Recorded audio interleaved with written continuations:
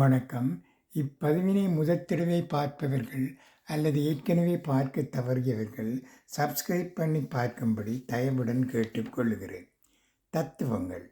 உண்மை இருக்கும் இடத்தில் பிடிவாதம் இருக்கும், நேர்மை இருக்கும் இடத்தில் நல்ல நடத்தை இருக்கும், அதிக அன்பு இருக்கும் இடத்தில் கோபம் இருக்கும்.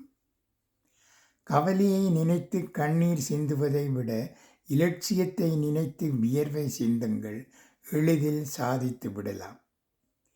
உண்மையில்லாத உறவுகிட்டே ஒட்டி இருக்கிறதை விட ஒடுங்கி இருக்கிறது நல்லது. இது பாடம் அல்ல, பட்ட காயம். எதையும் எதிர்பார்த்து பழகும் மனிதர்களிடம் நீ காட்டும் அன்பு, பணிவு, இரக்கம் எதுவுமே திரும்ப கிடைக்காது. ஏமாற்றம் மட்டுமே கிடைக்கும்.